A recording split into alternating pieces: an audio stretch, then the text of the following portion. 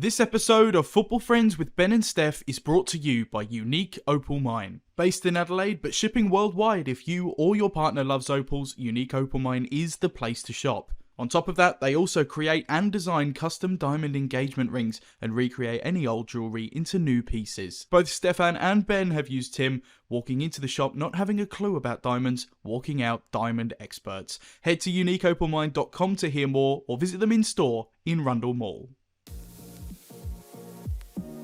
Mine tonight, play per over. Depends. Well, your friend, the footballer, will be there. Oh, friend, football friend. Oh, what a superb goal. Stefan Moore, that is extraordinary from Ben Garuccio. You're listening to Football Friends with Ben Garuccio and Stefan Moore. Here's what's in store in episode 4. It wasn't the best weekend for the boys, but a big weekend nonetheless. We cover all the talking points from A-League Men's Round 3. Not least, the big discussion around the original rivalry, whose back have the boys got in the case of Nestory versus Alex King. And every facet of the latest National Second Division news is dissected and debated in depth. So, get comfy and enjoy a huge episode 4 of Football Friends.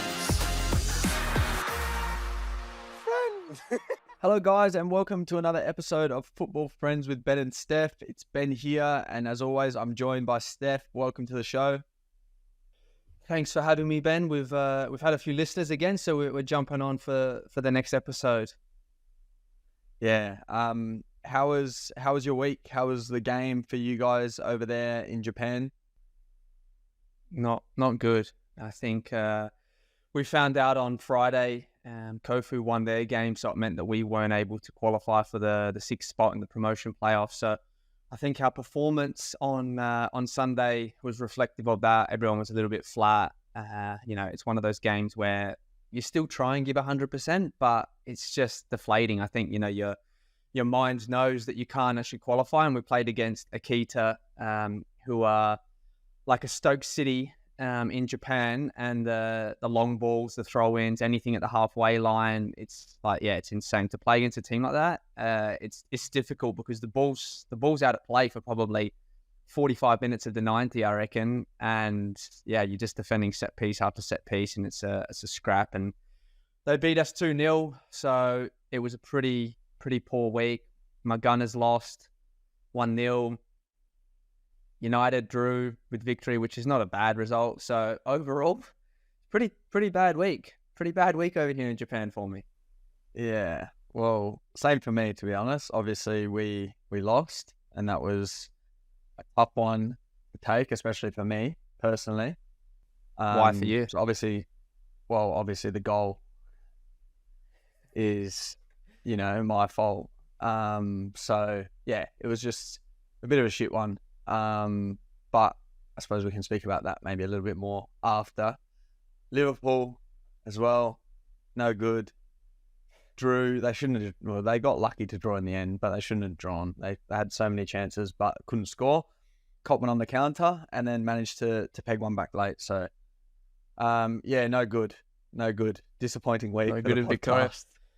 Podcast boys are striking out. We're flat. We need a big performance next week. I think the one guy that actually performed, and we'll touch on it more later, really well was Gauchi. So maybe the guests, when we have the guests on here, they do well and we struggle. So maybe no more guests. And that's why today we've gone for no guests. Next week I'll come as a guest. So let's get into it. Oh my goodness! It's one of the great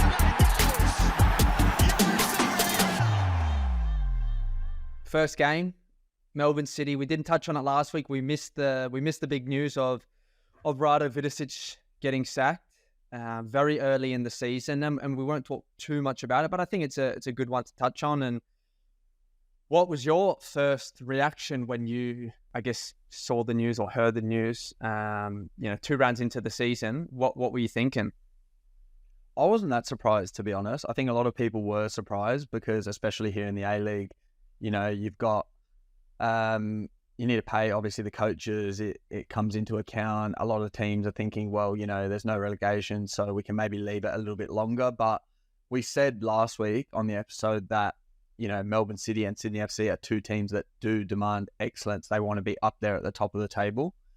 And I think for Melbourne City, like they're not going to accept being down where they were before the weekend. And obviously probably the two score lines that reflect probably the biggest on that is obviously the grand final and then 6-0 away to Adelaide. So they're big losses, and that's something that, we've both been at Melbourne City. That doesn't come across well when you're playing for Melbourne City. And I'm sure the players were not enjoying, walking off the pitch, losing 6-0 as well. It's embarrassing. You don't want to be like that, especially after the success they've had in the last few years. So I wasn't that surprised by it. I think, we didn't really know who they were going to appoint. Michael Petrillo, he's obviously worked with Aurelio Vidmar before, so they've got Vidi back in the A-League. So yeah, they obviously went out, they won the game 2-0. I think, look, from Melbourne City's perspective and their standards, I think they're nowhere near their best, but to get that win, I think was super, super important for them.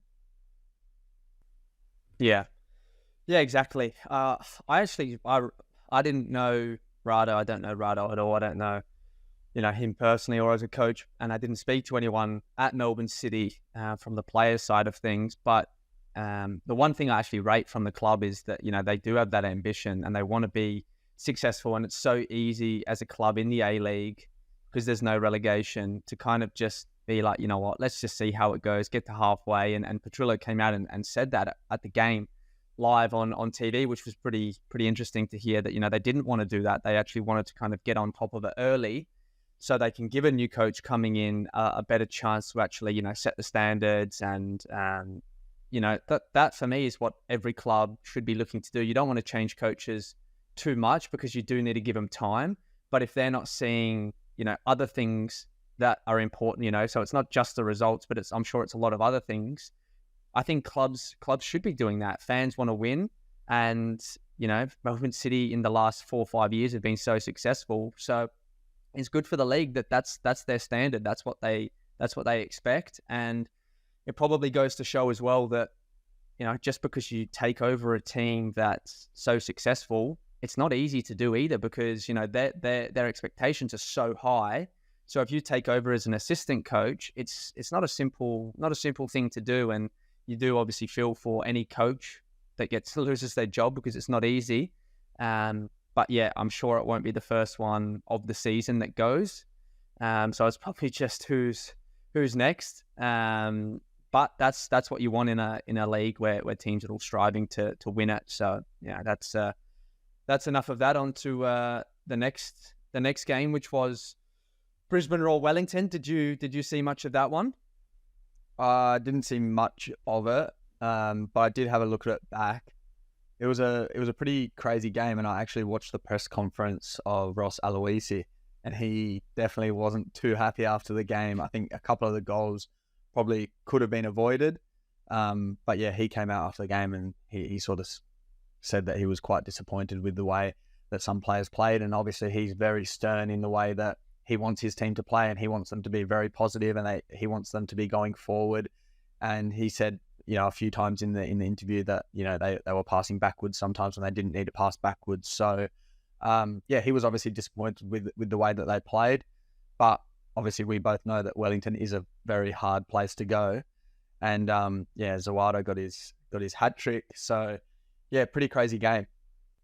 Yeah, no, it was actually a really entertaining game to watch, even though Brisbane lost. And I know it's easier to say when you're in neutral, but if I was a Brisbane Roar fan, I'd still be probably happier about that performance than what I'd seen in the years gone by, because yes, they conceded some really average goals, but they still looked to play. They still played an exciting brand of football. And as you touched on with the post-match press conference with Ross, I think he spoke about, whether you lose with fear or you lose with being brave and being fearless, it's the same thing. And I think hearing that as a player or as a fan as well, that's a message that you're like, all right, I can get behind this guy, because he's demanding us to go out there, be brave in the way we want to play. And if we lose from playing our way of football and not from trying to reduce the risks or to try and not lose the game. So I've got them finishing top 6. I think the way he's got them and the standards he's setting, they'll come good. But Wellington as well, new coach in Chiefy, he's done pretty well to start off the beginning of the year. Big boots to fill in Uffies, and he's got them firing. They play Victory on Friday night, which will be a massive game for both those teams who are in form. So let's see if Zawada can keep up this early season form, and Kraev as well was really good in this game. So it was it was a good first game, and leading us into the Bulls v Western United game. Yeah.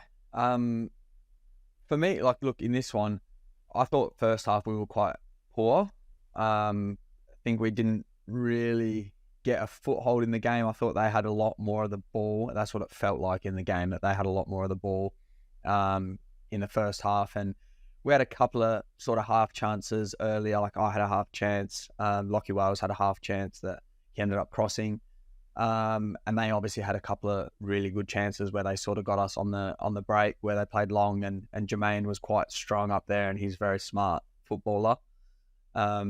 And yeah, it's funny, like we spoke at the start of the season about some of these guys that you maybe don't know, they're not household names, but you can just tell some of these guys that the league that they've played in and the caliber that they've played at, because they're so experienced. He's a very, very, very smart footballer in his positions, and the way he can hold up the ball and use his body to bring others into play. So I wouldn't say he's like super quick or anything, but he's very, very smart in his positioning. So, and then in the second half, felt like a completely different game. We started to press up a lot higher.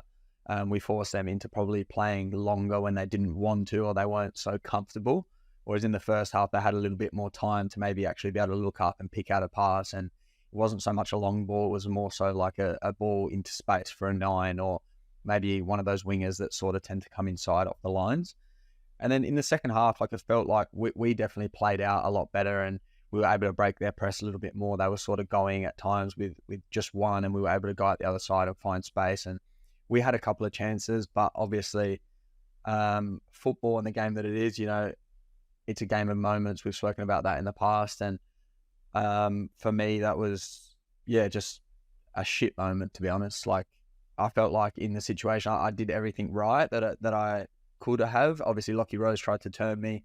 I sort of was able to get my body in between. And then, I just took one touch out of my feet, and I was literally going to just smash it away with my right. And as I've gone to take a step, I've just fucking face planted, basically. And as I've gone down, I've just sort of knocked the ball, and it's just gone perfectly into his path. So, yeah, he did well, obviously, to go around Tommy and then put it away. So, look, it's one of those things. It's football. You love it, you hate it. At times, it's just, it's a moment that it hurts me a lot, because I'm a super competitive sort of player, and I hate losing at the best of times. But yeah, to lose like that, it's never easy, and I carry that sort of on my shoulders. So that's it hurts a lot, and I'll be hurting probably until next week about that one, until I can hopefully put it right. Yeah, no, it's that's part of the game. I think, football is, as fans, you love it, and your team wins a game on the weekend and you're buzzing. It's like the best feeling ever. The rest of the weekend goes smoothly. So I understand from the fans' point of view, that win can actually dictate your feeling of if you enjoy the weekend. But for a player, this is the game that you love and that you're playing, and you are so competitive as well. And if you make a mistake, or if you have a poor game, or you contribute in one of the goals against your team that makes you lose it, you honestly just you start to just doubt yourself, and you're just this is so shit. What am I doing? I can't even play it. This the thoughts that come into your head are unbelievable. When 5 minutes before that exact moment had happened, you're flying. You're I'm feeling good. I'm confident. I'm buzzing. Yeah. If that other half chance that you get, you score, you're on top of the world. And that's something that we will touch on a bit of the mental side of the game, which happened in one of the later games afterwards. But it's, as a player, you have to be able to kind of quieten those thoughts and that noise that comes into your head from yourself, because if you don't, you then take it into the next training, or you take it into the next game. So it's it's all part of it, and it's disappointing, but I I kept you in my fantasy team this week as well because you got a -6 last Kept week. myself in as well. I was thinking, all right, I got Tommy Hewitt, Bell in goals, and you. I was thinking 2 clean sheets. That's decent. Didn't even see, like, I think I was starting to get ready. I was making a smoothie or something. And then I just hear, like, the commentator start speaking a bit loud. I quickly run out and see, and I'm thinking, you've just thrown away 2 clean sheets. So I think you're on the chopping block. Simple as that. That's not what I was thinking at the time. But yeah, it's not great. But you know what? That is football. That's why people love it. It's why we at times it's hard and mentally sometimes it is very, very hard. I know if that happened to me when I was 18 years old, I probably would have played shit or been low on confidence for the next 3 months. And I think it's something you learn as you go on that, you know, these things do happen. It's about your reaction and how you can hopefully bounce back and, you know, not maybe listen to so much of the outside noise that other people start to, you know, put expectations on you and things like that. So these are the times that are the hardest, but also you get probably the most growth out of when you come through the other side. Yeah, exactly right. And the next game, which was the Saturday night game, the game of the round, it's on Channel 10, 10 Bold. Best game to be on there. The original rivalry, they built it up throughout the week. Carl put a bit of petrol on the fire there by saying that the Adelaideans hate Victorians, which we both grew up in Adelaide. We both grew up wanting, like, this was the number one game. When you're a kid, you wanted to go to this game because the atmosphere was like through the roof. You know, they had the fences kind of separating the Victory and Adelaide fans. The police horses are there. It was probably a bit more crazy back then than what it is now because of things that have gone on. But it's still like it means a lot for the Adelaide United fans, and I think the Victory fans as well. So the game was very, very good. Like, it was probably the best quality game I reckon I've seen for the season in terms of everything, the atmosphere, the play. Victory started first 15, 20 minutes on fire. Like, they could have been 2 or 3-0 up. Arzani was really good. I think Nish Falufale, if he took a couple of those chances, it's a different story. Adelaide kind of struggled. The young boys maybe couldn't get into the game. Gauchi comes up big with a couple of saves. And then, you know, they go 1-0 up, which is probably deserved or more than deserved. And then, as you know, football's about moments, a set piece. You score from that set piece, changes kind of the game. And then the red card as well for Miranda probably then puts it in Adelaide's favour that they're going to go on and win it, which Victory, to their credit, they still created like some good chances on the break. Yeah, they did. So it was a good showing. If I'm a Victory fan, I'm disappointed that, you know, you don't win that game, but I'm probably more happy with what I saw because, you know, we went down to 10 men and they were still able to create chances and they didn't really concede too many clear and obvious ones either. So it's it's good signs for Victory. And then the biggest talking point was the red card, the second red card for Nesta. And I want to hear, I guess, firstly, your opinion on it, and then I'll kind of say what I think on it. But what was your initial reaction when you're watching the game? And then what do you think, you know, kind of from that? Oh, look, I don't think it's a yellow card, to be honest. I don't know. I think if he kicks the ball away, and then maybe has a bit of a tantrum, or look, I don't know what was said as well. You never know. The way you maybe sometimes can speak to a referee, if you swear at him, if you call him a name, it might warrant a yellow card. So look, I don't know what was said, but from just what I saw, like the way he's just basically turned around and thrown his arm in the air and gone like, fucking free kick, which it was 120% a free kick. Like, it's a free kick every day of the week. Yeah, if it's just that, I don't think that warrants a yellow card. Like, people are going to speak about it, you know, all the time and say that, you know, the reaction shouldn't be like that. Look, it shouldn't be like that. But that's why we're professional athletes, because in that situation, all you want to do is help your team. All you want to do is win. And you feel that energy, especially when it's Amy Park, Melbourne Victory versus Adelaide United. It's a big crowd, high stakes. The game is like super tense at that stage. I would probably react the exact same way. If the referee's not blowing his whistle there, I'm fuming. So I can't really blame him. Obviously, everything that happens afterwards, look, I think the coaches summed it up perfectly in the post-match press conference. he's young, he's an exciting player. He's still got a lot to learn in terms of the psychological side of the game and dealing with emotions. But at the end of the day, this kid's 17 and he's probably the most dangerous player on the whole pitch. So I think, and even just from the reaction of, a couple of the Melbourne Victory players and things like that, it just shows how special this guy is and how influential this guy is. Because I think if that was me at 17, there would have been no one coming to wind me up.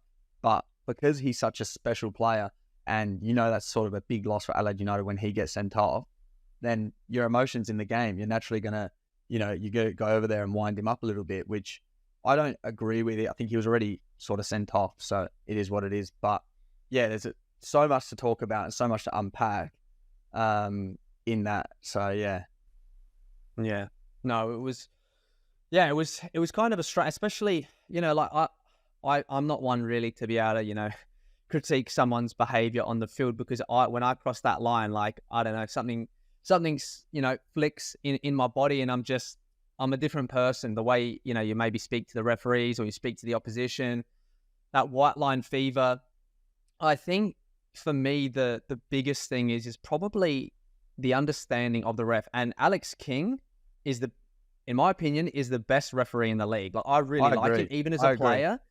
I love that, I'm sometimes having a go at him and he just kind of looks back at me and says, "Oh, come on, Steph, that's not very nice." Or like, he can actually have that dialogue with you. And as a player, if he reacts like that, I'm like, fucking hell, sorry, King, that was pretty shit by me. Like, he's really good. He's actually really good with talking, and I hope he keeps that going. You saw at one stage, Azani and him kind of had a joke around as well. Like, that makes the referee, because, when you're on the field, you react. You're straight away, you're reacting because you're so worked up. But it's a person. It's, you're not trying to say that he's a shit person. It's just that decision went against you. So straight away, you want to fight back at that. But he should have given the free kick, a clear free kick against Economides, whether it was the first one, the second one, the third one, the fourth, or the fifth thing that Economides did in that. Yeah. And Nesta's reaction, if you're going to give that a yellow card, no problems. Be consistent then, because there would have been 4 or 5 times throughout the games where players ran at the referee. I think when Bruno nutmegged Kiddo and 2 or 3 players from Victory ran at the referee, it didn't give them a yellow card for kind of complaining about Kiddo not getting a yellow. So where does the dissent kind of stop then? Like, and if you watch any top league game, the same thing. Players run in, and it's probably a bigger issue. I was having a conversation with Dan Mullen on Twitter about it. It's probably a bigger issue in football in general. If we want to go down the path of rugby union, where they address them as sir and you have to be extremely respectful, or the AFL, where they've tried to brought in this dissent rule, 50-meter penalties. If you want to get big on it, no problems. Bring it in, and that's a blanket rule. You can't talk to the referees, or if you throw your arms up in the air, make it real obvious so players actually understand that. But at the moment, you're going to give him a yellow card because it's Nesta? I think you have to have a bit of feeling for the game. It's literally the last second of the game. He's being booed for 30 minutes. He's a 17-year-old. He's angry. He's worked up. I think he could have just brought him in and said, "Nesta, if you react like that again, I'm going to give you a yellow card." And he might have done that. Well, he might have done that in the game at another time, or we don't know. And that's the other side to it. But I just think, if you're going to give that a yellow card, there better be 2 or 3 yellow cards given to players in every single match for overreacting. So yeah, that's the end of it. At the end of the day, he's a top class player. That's probably why the talk is about him, because this, we love to bring people down when they're on top of the world. He needs to learn. He needs to get better. And if you go to Europe, it's only going to be worse. The abuse from the opposition fans, the abuse from other players, you have to handle that. And that psychological side of the game is something he's going to improve on. But I also think the top players around the world, like, look at, when it was like a Wayne Rooney when he was younger, absolute hothead. Like, even, you look at other sports, Roger Federer, Andre Agassi, like, these top players, they have that anger, they have that passion, they have that emotion about them. And you don't just get born with being able to control that. You learn it over time. And we need to nurture Nesta as I'm sure Carl and the players, you could see they all care about him because they want him to be as big as what he can. But you need to sometimes make these mistakes to actually learn from it. If you don't make it, then then where do you kind of you don't want to go to Bayern Munich and make that first mistake. So it's better he's doing it here, and that he's in a more protected environment. So let's see how he goes in the first game back. But I'm probably more disappointed that he doesn't get a play next week against Sydney FC, and I'm sure a lot of fans are disappointed as well. And Sydney FC are probably cheering. So that's probably enough about that. I could talk about Adelaide United for a lot longer, but I don't want to be too biased on here. So You that already leads are, us so into, it doesn't matter. That leads us into, no, I said Victory deserved to win that game. They were miles better, but it's a good performance or a good thing when a team that doesn't perform well gets a point away from home. So, that's a positive thing for Adelaide. And then the next game, Central Coast and Perth.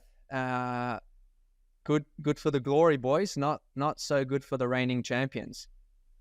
Yeah, and obviously Perth Glory, look, they played well, I thought. Kolakovsky, he's back. We spoke about him already opening week, and he's back again. He's amongst the goals. The red card was obviously a talking point in that game because he seemed like when he got sent off that he was quite adamant that it shouldn't have been a red card. Like he seemed like he was arguing sort of with the referee, and not that it was okay, red card, and you're off and you're walking down the tunnel. Did you think that was a red card? I think so. Like, you can't really hit someone on the back of the head. It happened in the Arsenal game as well with Bruno smashing Jorginho, and they didn't even review that. Like, I don't understand. Like, football's a contact sport, but you can't hit someone on the back of the head. Like, it doesn't matter if it's a slap. I think that was more of a forearm. Whereas it looked a bit more like an open hand. Yeah. Can't really do it though, can you? Like, no, you can't. I think that's a red card for sure. Changes obviously the game, but yeah, Glory are looking all right. Like my boy Tags, who I had captain in fantasy, and got the assist, scored a maybe a bit of a lucky one right at the end there. But they look all right. Glory. I don't think they've shown enough to be like in that top 2 or 3 teams yet. But new coach, quite a few new players. They're still missing a few players as well. So you're pretty excited if you're a Glory fan. And then on the other side of it, if you're a Mariners fan, new coach comes in doing well, as we said last week in the AFC Cup. But that's 3 losses. So they've got a crazy schedule. It's not a good start. They've got a crazy schedule, the Mariners, at the moment. It would be very, very hard. And obviously, we already spoke about that they've lost so many players. They lost their coach. So it's going to be interesting. Like, it's going to be an important, probably next 3-4 games for them in how it might shape their season. And it's not to say that, all right, they're down the bottom. They're not going to be, anywhere this year. I think it's still very, very early days. But I think the fans especially would want to see some sort of reaction from them. And I understand with these games, the midweek games and the travel, it's not easy, especially with smaller squads that we have here in Australia. So, look, it is what it is at the moment for Central Coast. But just quickly as well, Ollie Sale, after the performance against Wellington, he was dropped. Sajic dropped in. What are your thoughts on that?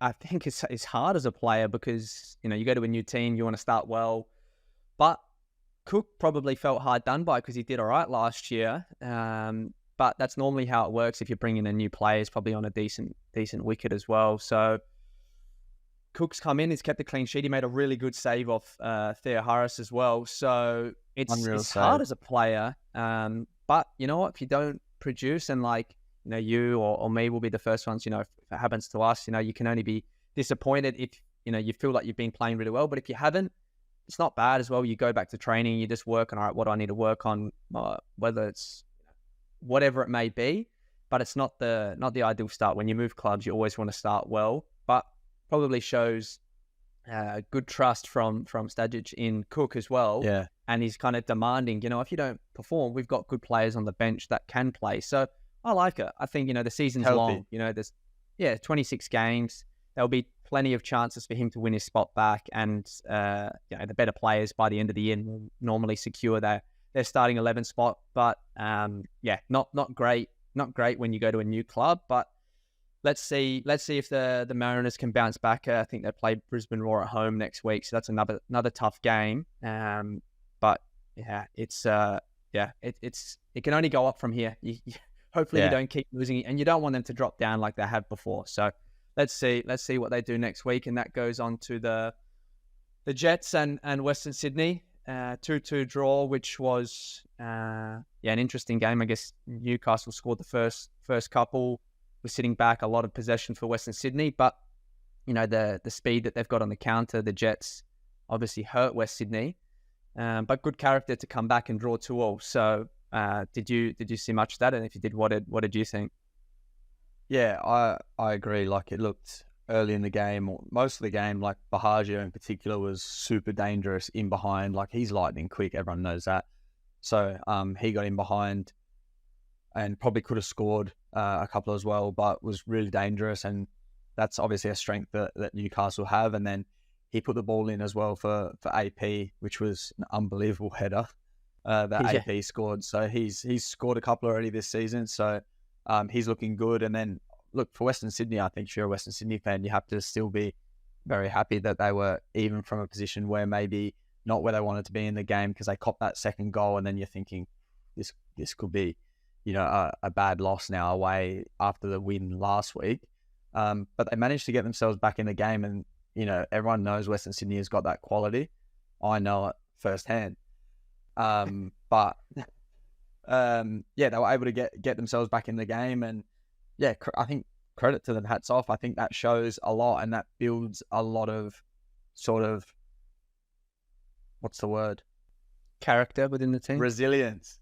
Builds a lot of resilience within the team, because there's teams that they go a goal behind, 2 goals behind, it's done. People start throwing their toys out the pram, and you've got no hope to get back into the game. But I think Rudin would be really happy that they were able to find a way to get back into the game, and you walk away with a point, and you're pretty happy. And I think from Newcastle's point of view as well, they'll be disappointed to not secure the 3 points, but I think it's still very positive to play like that against Western Sydney, who obviously beat us 5-0 the week before.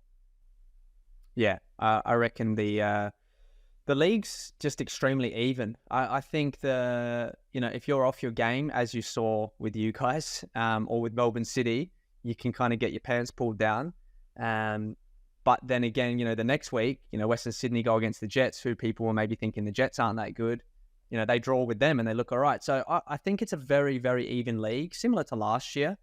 So, and that's good. That's good for the competition. It means you have to be on it. If you're not on it, if you're 5-10% off, then you're going to get punished. And that's what makes it exciting. If you're going out there every week thinking you can win this game, and the fans thinking, we've got a good chance of winning today, that's what you want. So hopefully that trend can continue on throughout the year, where everybody's competing regardless of the budgets. The teams that have the smaller budgets, they still seem to be competing, as we saw last year with the Mariners winning it. So there's no real right formula to it.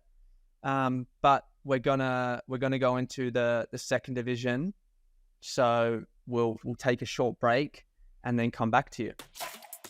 Football Friends with Ben and Stef is proudly brought to you by the Inner Game Journals, started by none other than our co-host Stephen Moore. The Athlete Performance Journals were created to help athletes of all abilities become more self-aware through goal setting and reflection. On or off the field, the mental side of the game is so crucial to help you feel and perform at your best. Head over to www.theinnergamejournals.com and use code FOOTBALLFRIENDS to get 15% off all products. If you're a club, school or academy, you're in luck. Stefan also runs workshops, and he's just released the app version, which will allow you to give direct feedback to players. Download the app for free today. Search The Inner Game on the App Store.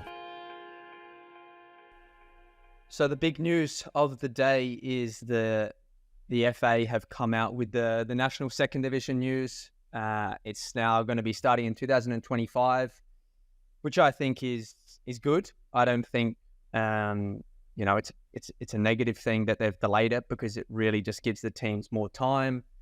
They've said that they're going to be announcing the teams in 2 weeks' time, so on the 20th of November, which is exciting to see what teams they do kind of pick. And then those teams have 18 months to prepare. So what was your initial reaction to that, or what have you kind of thought about it throughout the whole process? Do you think it's a positive, a negative? What's kind of your take on it? Oh, massive positive, because this is what we need in this country for football to move forward and to grow the way that everyone knows it can grow. For me, the closer that we can get to promotion relegation, the better it's going to be for football in this country. That's the bottom line. And I think this is the starting point of it.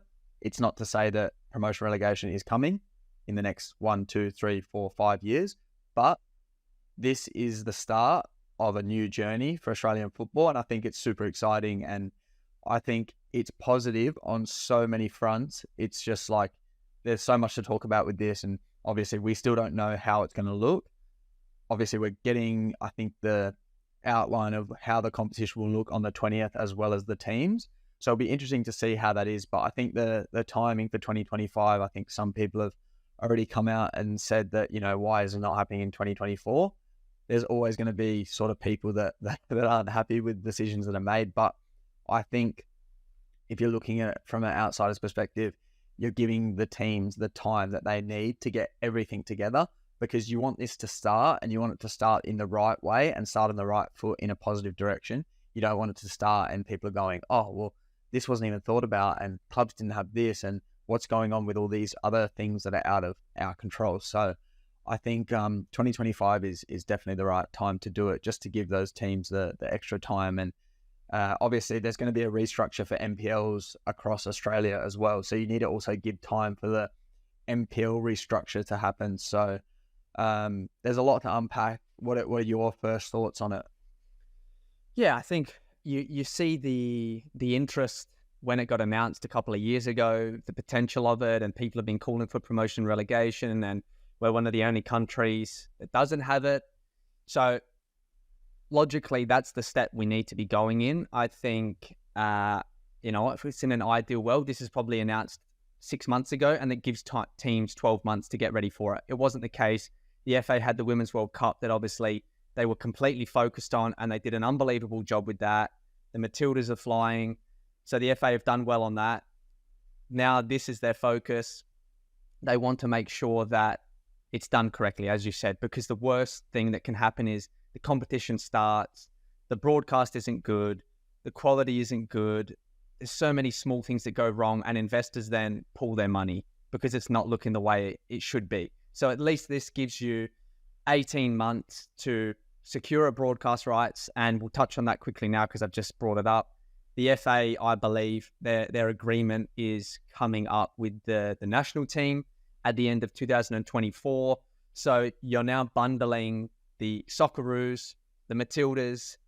I think the Women's World Cup, the FA actually have the rights for that for the next Women's World Cup, the junior tournaments, the Australian Cup, and now a second division. So on the back of what the Matildas have done, and the Socceroos as well, what the ratings were, which were great, and all the live sites, it's a pretty enticing thing to get a hold of. And adding this is great news as well, because nobody's really sure of what this is going to look like, but it's great that it can possibly be bundled in with that. So it gives the clubs a little bit of money. As we know, that's how the A-League Cup's kind of budget structures on, the TV rights deal. So that's good. And it gives them time to do that without rushing it. I think in an ideal world, again, you probably have the one platform as we've got right now. The Socceroos and Matildas are on Channel 10. They're on Paramount. So is the A-Leagues. They're two separate things now with the APL and the FA. But I would love, and one of the questions was, there is no, TV, or there's no TV deal locked in. What would you like to see it on? And do you think the same? Do you want it to be on the same? And if so, who would you like to have it? Yeah, I think to have it all together, because I think this needs to be uniform, I think, going forward, because there needs to, right now, it's the FA is handling the structure of the NST, and obviously the APL has the A-Leagues, but the long-term goal needs to be for the APL to have the A-Leagues and the NST together for us to see the promotion relegation. So I think the more the paths can be sort of intertwined and come together now in the early phases, will make it easier to sort of make steps and make progressions later on. That's just my personal opinion. Well, what are your thoughts on it? Yeah, I agree. I think, you don't want two leagues now that are both rivaling each other, and they're both going to be, which people don't like at the moment with the A-League, is they're closed shop. That's what this second division is going to be to begin with. It's going to be a closed shop where, these franchises or these existing NPL clubs, old NSL, they're coming into this because they can afford it. So it's not really any different to the A-Leagues, but I've got no problem with that because they're ambitious. They want to come in. Exactly. Good on them. This is good because it creates more pathways for players to come and be in a professional setup and to grow the game. There's more games on, but like you said, it needs to be unified where eventually there is promotion and relegation. So we need to look at that and be like, okay, so what time of the year are both competitions being played at? What platform are they both on? We don't want to compete against each other because then it becomes a bigger issue. So it's almost like, where's this 10-year plan? Where's this 20-year plan? Where's this 100-year plan? Whatever it is, like they've got in Japan. We need to have a bigger plan. Yes, we need to get the ball rolling, but there needs to be certain markers which we're actually aiming towards hitting. So, you know what? Second division starts in 2025.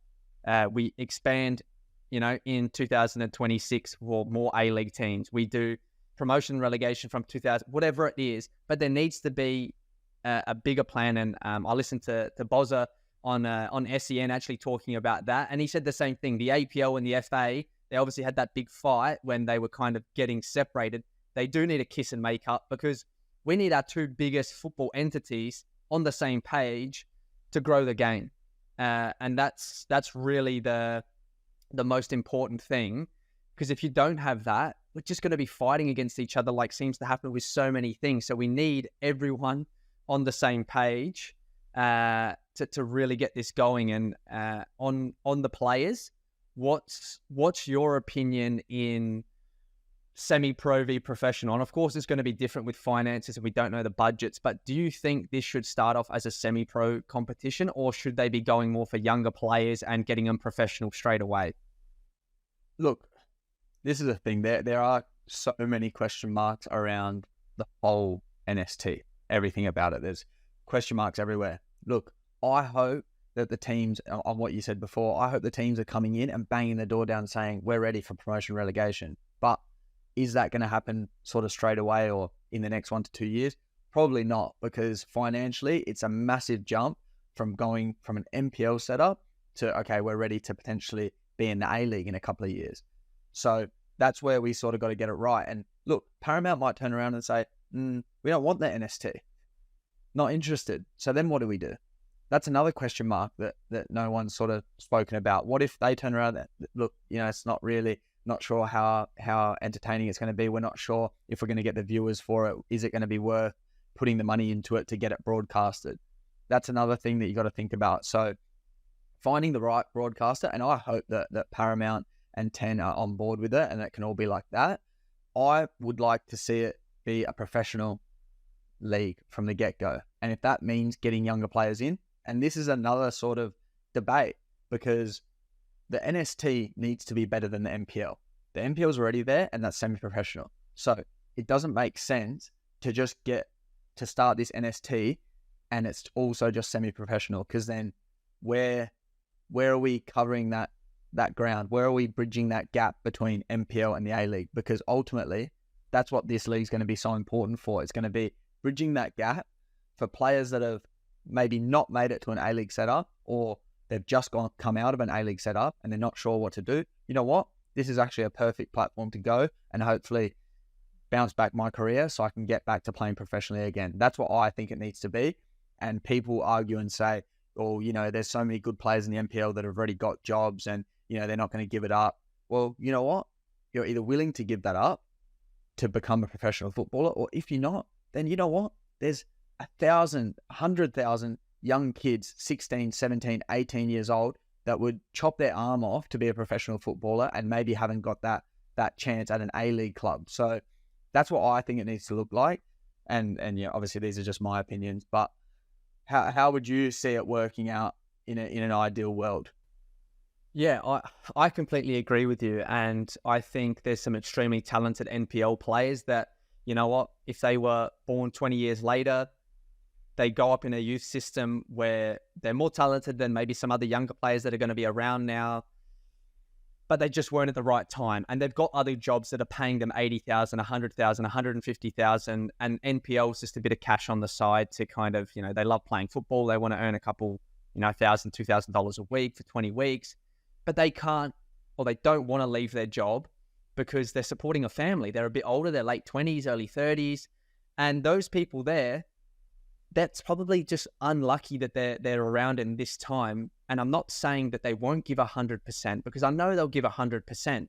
But if you're training 3 days a week and you're coming from a 9 to 5 job, or, if you're a lawyer or an accountant or something goes wrong and you've got to stay at work a bit longer because you can't get to training, well, then what? What, you're going to say to your coach, I can't come to training? Like that's semi-professional, and that's okay for that system. Yeah. But for this setup, it needs to be people that are willing to commit to it. And the example I love to give, which just happened in SA, was Adelaide United youth team.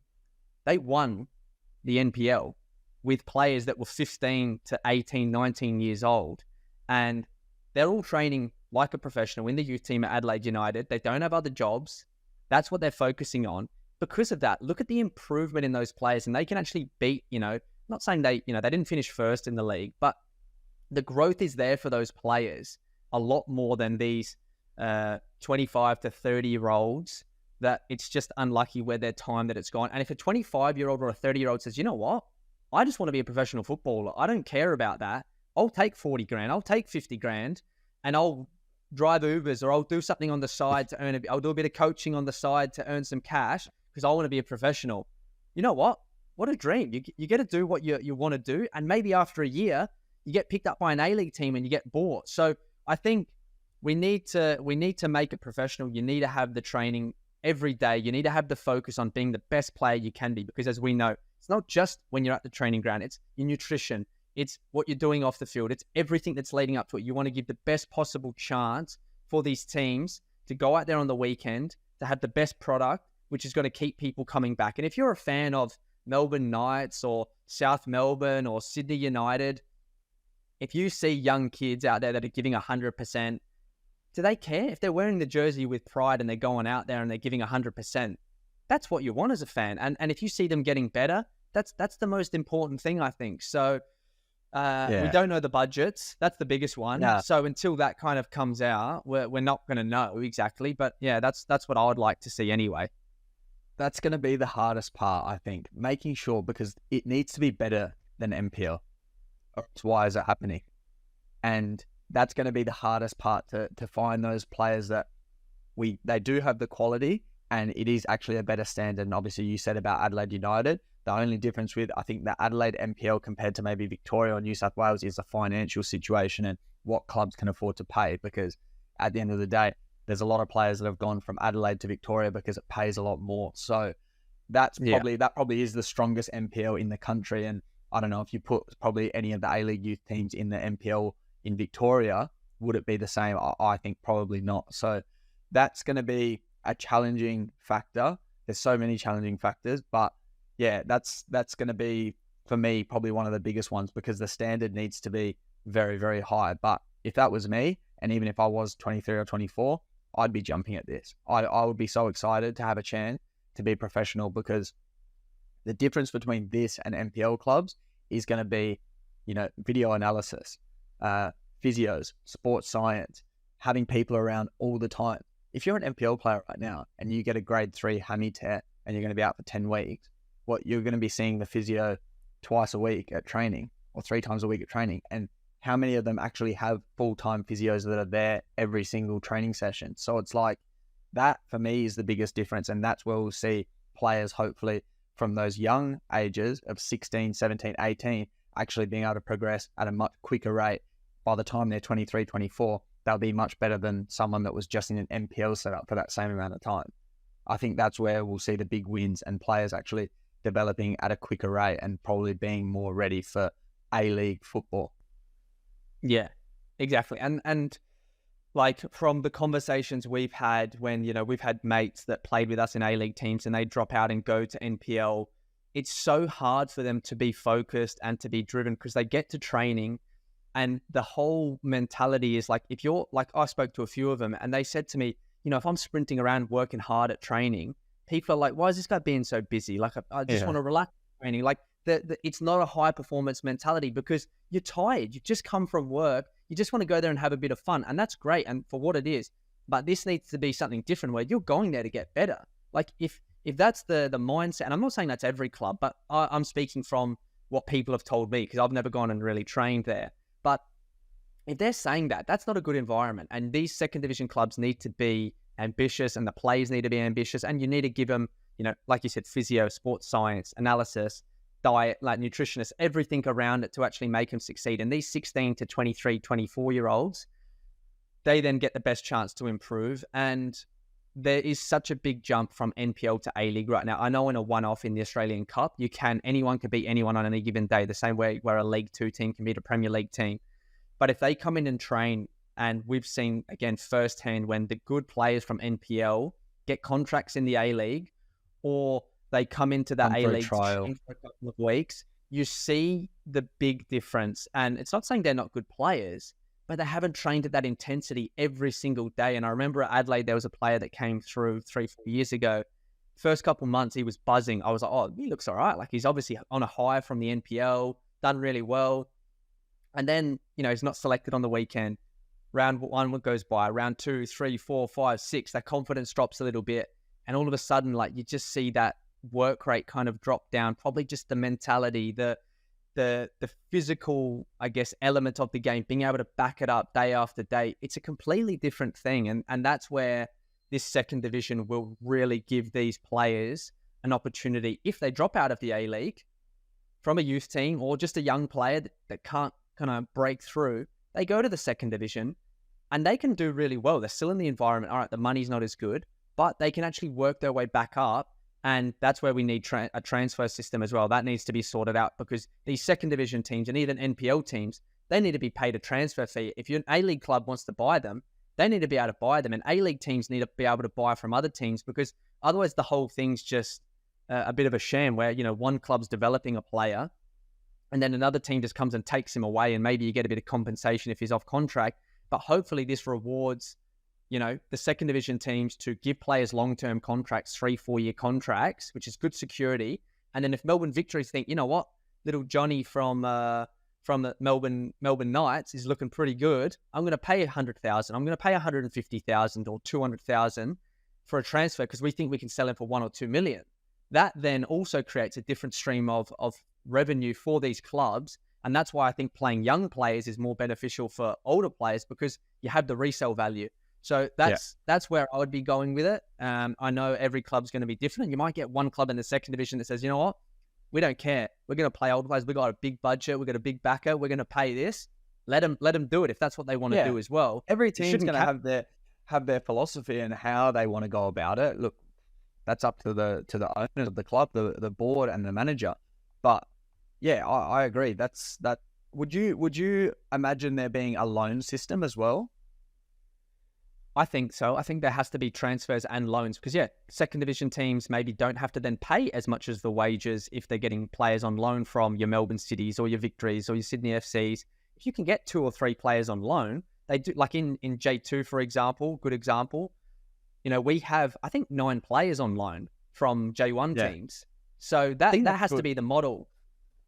Yeah, I think that's good. And you can obviously, you don't have to pay their full wage. You know what? We've got a young player here. We're paying him 70 grand. Listen, we'll give him to you guys. You pay him $30,000 for the year. We'll cover the 40. We don't think he's maybe going to play that much, but this is actually going to be great development for him. And you know what? Like you said before, this incentivizes long-term contracts because how long have we seen in the A-League that at the end of the season, the list comes out of players that are not on contract and it's fucking 10 pages long. It shouldn't be like this.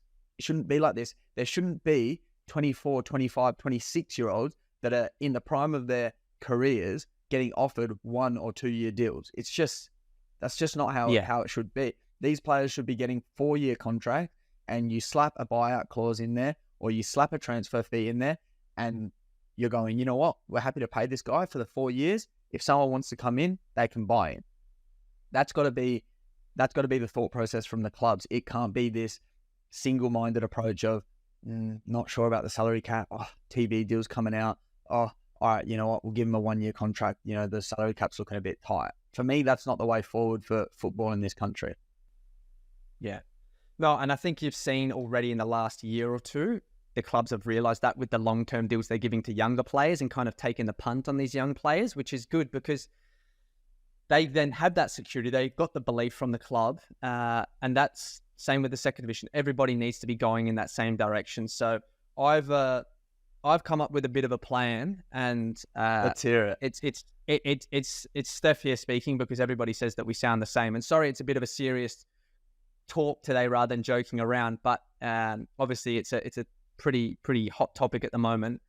So my 10-year plan, I guess, for the football in Australia, and this is something I literally just came up with in about 10 minutes. So you can critique it and you can smash me as much as you want, but we've got the teams in the A-League at the moment. You're apparently getting Auckland and Canberra, who supposedly had a couple of investors come through and tour the facilities and possible clubs that are coming in, I guess, next season.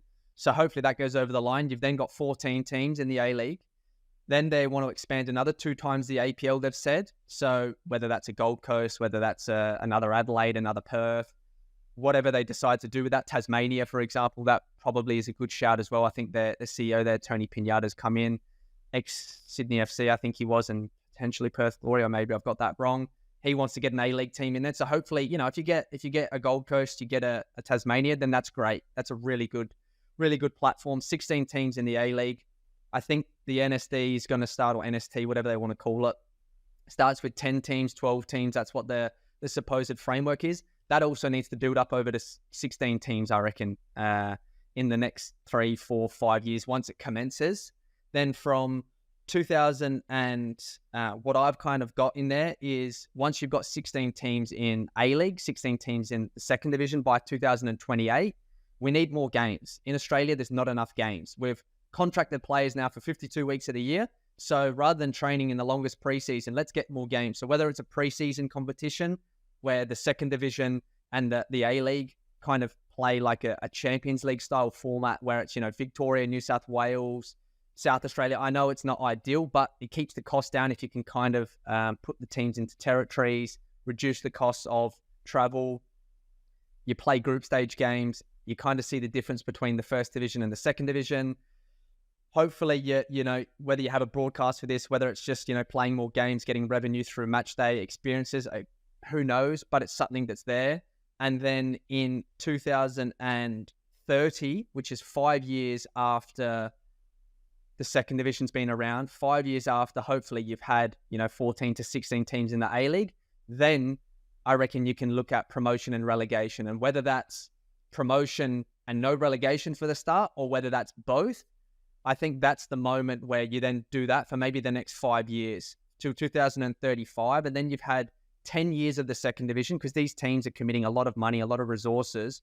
And by 2035, then you can open it up to the NPL. And these teams below in the NPL, they need to meet certain requirements. If they want to get promoted, they need to have a minimum standard of, you know, whether it's attendances, a stadium, training facilities, wages they can pay, similar to what they've got in J2 at the moment, where some teams in J2, they can't get promoted to J1 because they don't meet the requirements. And I think that's it. I know it's very quick, but if that's the system we can get, because you need to give the A-League teams a bit more security, these new licenses coming in, and you need the second division teams, you need to give them 5-10 years to actually be able to create a foundation so it's sustainable for going forward. Yeah. I think a lot of them already have that fan base because a lot of them are historical clubs. You think your South Melbournes, your Melbourne Knights, clubs like this. Look, even in Adelaide, you got obviously Adelaide City. For me, if Adelaide City came back, there would already be a very big following in Adelaide because I know people close to me, and obviously we both played at Adelaide City, that there's a lot of people in Adelaide that loved Adelaide City. There's also a lot of people in Adelaide that loved West Adelaide when West Adelaide were around. So it'll be very interesting to see.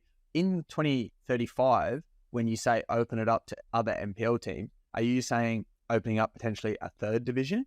Or are you saying teams from NPLs can then get promoted?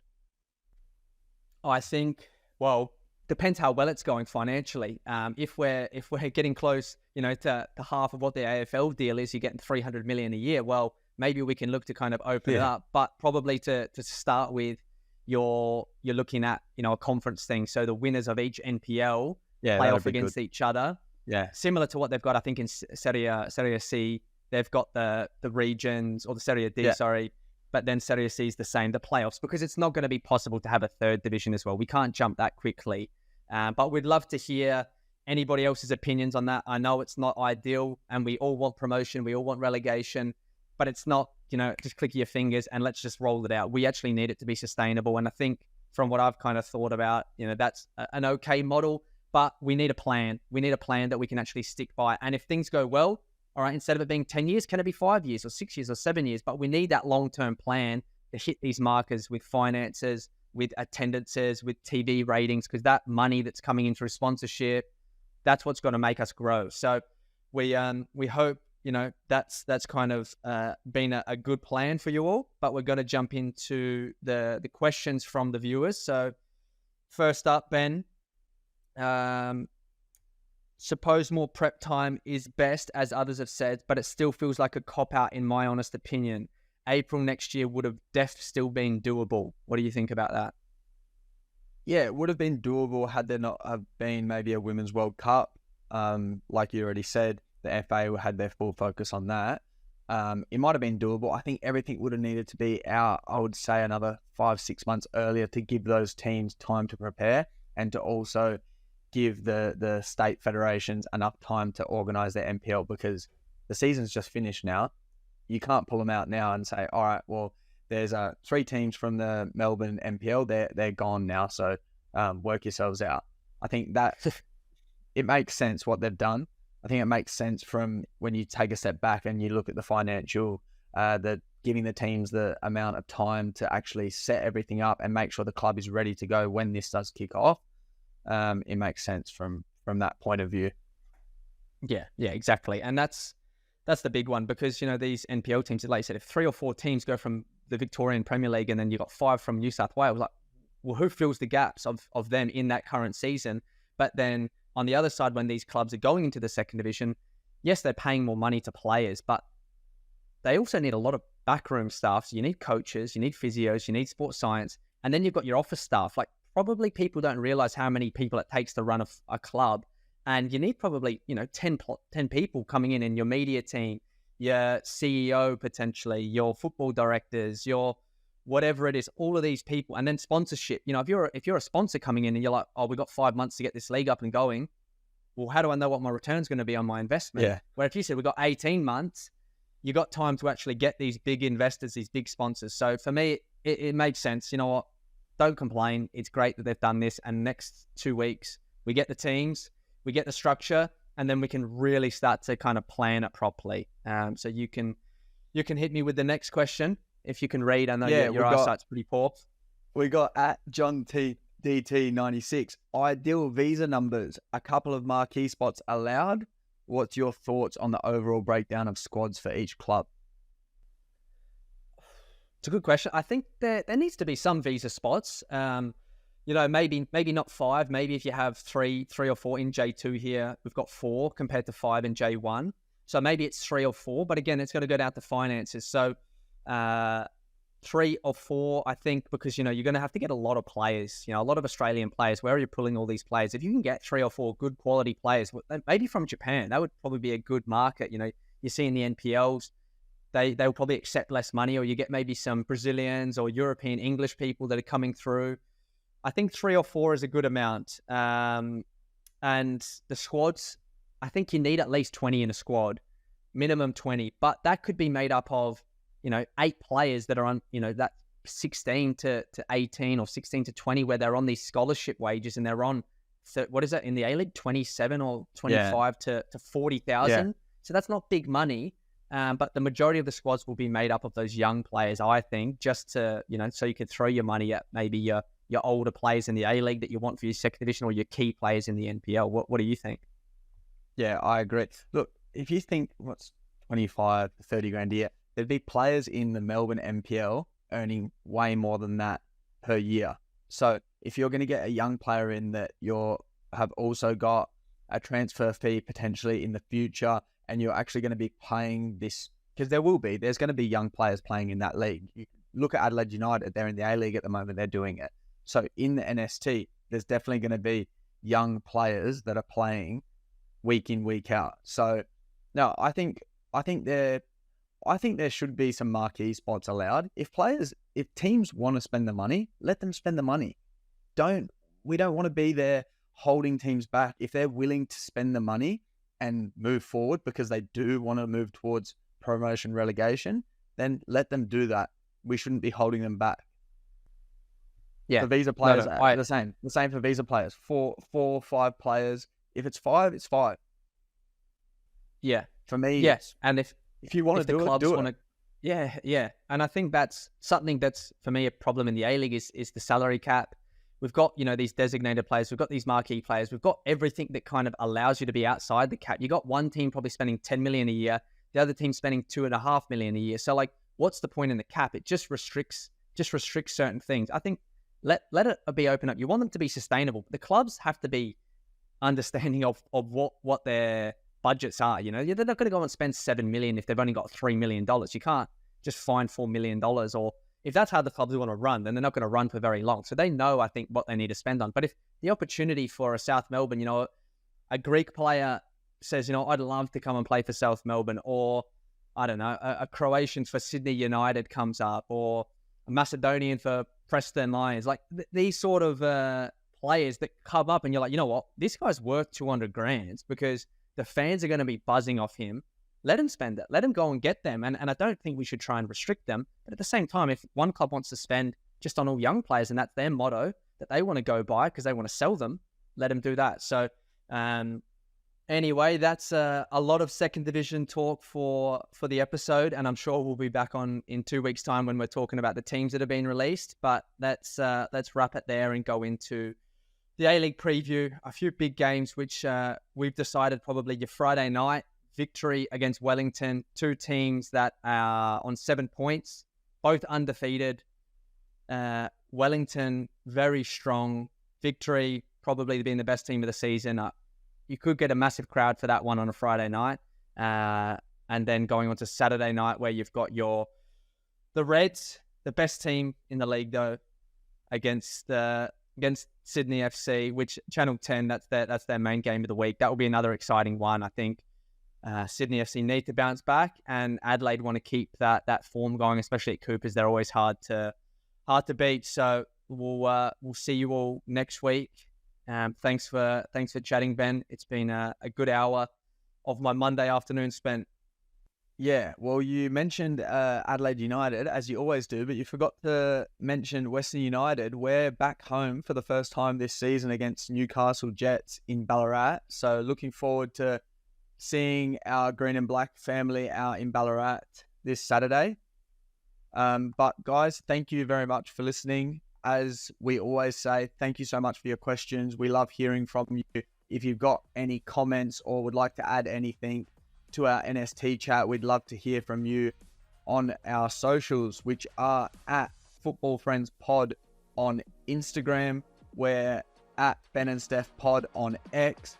And for those of you that keep complaining that you can't tell if it's Ben or Stefan talking, we are Football Friends with Ben and Stef on YouTube now as well. You can watch us speak as well as listen to us. So follow us on our socials, keep up to date with everything that's happening, hit the subscribe button, and we'll see you guys next week.